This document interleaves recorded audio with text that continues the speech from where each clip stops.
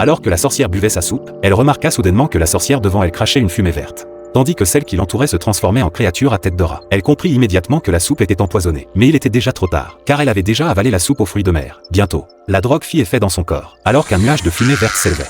Elle se transforma elle aussi instantanément en rat. En voyant des rats partout dans la salle à manger, les cuisiniers se lancèrent dans une attaque frénétique contre eux. La grand-mère, apercevant la grande sorcière recroquevillée dans un coin, saisit immédiatement un verre et la recouvrit avec. Mais elle fut finalement découverte par le directeur de l'hôtel, et il s'en débarrassa sans difficulté. C'est ainsi que mourut cette grande sorcière vieille de plusieurs millénaires. En conséquence, que la guilde des sorcières, vieille de plusieurs siècles, fut dissoute. Grand-mère rendit l'enfant transformé en souris à ses parents, puis emmena Géry dans la chambre de la grande sorcière. C'est ainsi que grand-mère s'appropria toute la fortune de la sorcière, assurant à Géry et à grand-mère de ne plus jamais manquer d'argent. Géry croyait enfin pouvoir profiter de la vie, mais grand-mère lui rappela qu'un rat ne vit généralement qu'un à 3 ans. Ne pouvant rien y changer, elle encouragea Géry à profiter de chaque jour. Il ne savait pas qu'une autre sorcière était toujours présente dans l'hôtel. Sous le couvert de la nuit, elle s'approcha discrètement de la maison de Géry et lança un sort vers sa chambre. Le corps de Géry fut pris de violentes convulsions, puis il reprit finalement forme humaine. En réalité, après avoir subi la vengeance des humains, la mauvaise sorcière était devenue une bonne sorcière. À la fin de l'histoire, il n'y eut plus de mauvaises sorcières dans le monde, et les enfants purent enfin vivre heureux. Sur ce, le film s'achève.